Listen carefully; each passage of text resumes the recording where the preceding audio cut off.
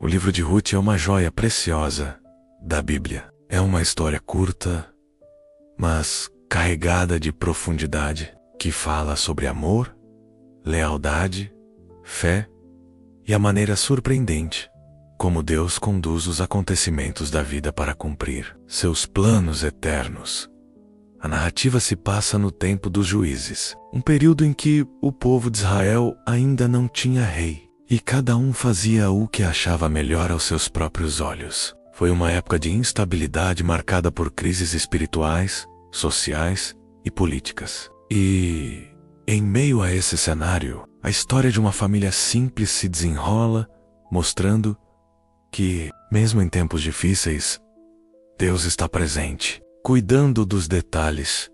Tudo começa com uma fome terrível que atingiu Belém, a cidade cujo nome significa justamente Casa do Pão. Um homem chamado Elimeleque, sua esposa Noemi e seus 2 filhos, Malom e Quilion, decidem deixar a terra de Judá e buscar sustento na terra de Moabe, um lugar estrangeiro e de costumes diferentes, onde o povo não adorava ao Deus de Israel. Essa decisão mostra a dureza do momento: sair de sua terra natal, de sua herança, e ir viver entre estrangeiros apenas para tentar sobreviver. Mas, em Moabe, a vida não foi como esperavam. Primeiro, Elimeleque morreu, deixando Noemi viúva, em terra estranha. Depois, seus filhos se casaram com mulheres moabitas, Orfa e Ruth, mas passados cerca de 10 anos, também os 2 faleceram. Agora, restaram apenas Noemi e suas 2 noras, todas viúvas, sem filhos, sem perspectivas. Em uma sociedade em que a sobrevivência de uma mulher dependia do sustento da família masculina, Noemi, amargurada, decide retornar a Belém, pois ouviu falar que o Senhor havia novamente abençoado sua terra com pão. Antes de partir, ela conversa com suas noras e as encoraja a permanecer em Moabe, junto de seus parentes, para que refaçam suas vidas. Ela as ama e não deseja que sofram ainda mais ao seu lado. Orfa, com lágrimas, beija sua sogra e permanece em Moabe. Mas Ruth, movida por um amor profundo, escolhe um caminho diferente. Com palavras que ecoam, até hoje, como um hino de fidelidade, Ruth declara: não insistas para que eu te deixe, nem me obrigues a não seguir contigo, pois aonde fores, irei eu. Onde ficares, ficarei. O teu povo será o meu povo, e o teu Deus será o meu Deus. Onde morreres, morrerei eu, e ali serei sepultada. Que o Senhor me castigue se outra coisa, senão a morte, me separar de ti. Essas palavras não eram apenas uma promessa de amizade, mas um voto de fé.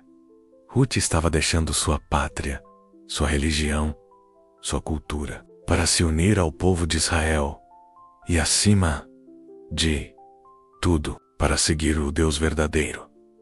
Assim, as 2 chegaram a Belém, no início da colheita da cevada. Imagine a cena. Toda a cidade se comoveu ao ver Noemi retornar após tantos anos. Mas ela, amargurada pela dor, disse: não me chamem mais de Noemi, que significa agradável. Chamem-me de Mara, que quer dizer amargura, porque o Todo-Poderoso me deu muita aflição. Mas Deus já estava escrevendo um novo capítulo. Ruth, para sustentar a si e a Noemi, foi trabalhar nos campos, recolhendo as espigas que os ceifeiros deixavam para trás. Essa prática era prevista pela lei de Moisés, para garantir sustento aos pobres, viúvas e estrangeiros. E, pela providência divina, Ruth foi justamente ao campo de Boaz, um homem rico, justo e parente de Elimeleque. Boaz percebeu Ruth e, ao saber de sua história, ficou impressionado com sua coragem e lealdade. Ele não apenas permitiu que ela colhesse em seus campos, mas também deu instruções a seus trabalhadores para deixarem espigas a mais para ela recolher. Além disso, ofereceu alimento, proteção e bondade para uma estrangeira. Era um gesto de enorme graça.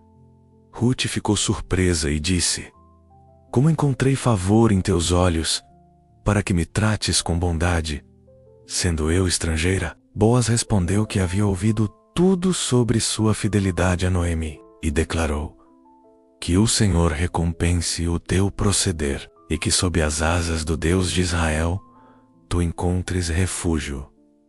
Noemi, ao saber de tudo isso, reconheceu a mão de Deus. Com esperança renovada, explicou a Ruth que Boaz era um dos resgatadores da família. Ou seja, alguém que, pela lei, podia comprar as terras de Elimeleque e casar-se com a viúva da família, garantindo a continuidade do nome. Orientada por Noemi, Ruth seguiu um costume da época. Certa noite aproximou-se de Boaz, que dormia na eira, e deitou-se aos seus pés. Esse gesto não era de escândalo, mas de submissão e pedido de proteção. Quando Boaz acordou, Ruth pediu: "Estende a tua capa sobre a tua serva, porque tu és resgatador." Boaz ficou comovido. Reconheceu a virtude de Ruth, que poderia ter buscado um jovem, mas escolheu honrar a tradição e a família. Ele prometeu resolver a situação, pois havia um parente ainda mais próximo que tinha prioridade.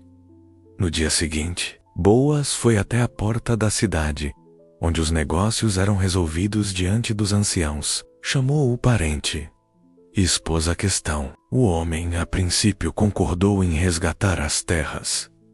Mas, ao saber que deveria também assumir Ruth como esposa, desistiu, temendo prejudicar sua herança. Então, Boaz declarou diante de todos que assumiria o direito de resgatar tanto as terras quanto Ruth. E o acordo foi confirmado com um sinal público. Boaz casou-se com Ruth, e o Senhor os abençoou com um filho chamado Obed. As mulheres da cidade se alegraram e disseram a Noemi: "Bendito seja o Senhor, que não deixou hoje de te dar um resgatador. Que este menino seja para ti restaurador da vida e sustentador da tua velhice." Noemi tomou um menino nos braços e cuidou dele como se fosse seu próprio filho. Obed se tornou o pai de Jessé, que foi pai do rei Davi. Assim, Ruth, a moabita estrangeira, entrou para a genealogia real de Israel e, séculos depois, para a linhagem de Jesus Cristo. A história de Ruth nos mostra que Deus não escolhe apenas os fortes, os poderosos ou os grandes aos olhos humanos. Ele valoriza os corações humildes, leais e cheios de fé. Ruth era uma estrangeira sem importância social, mas, por sua fidelidade, tornou-se parte fundamental do plano de redenção de Deus.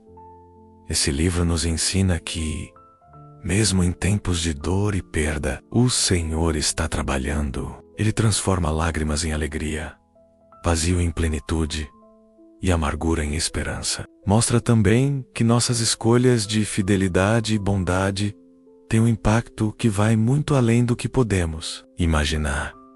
Ruth nos inspira a confiar que, quando colocamos nossas vidas sob as asas de Deus, Ele nos acolhe, nos protege e escreve conosco uma história de amor, redenção e propósito eterno.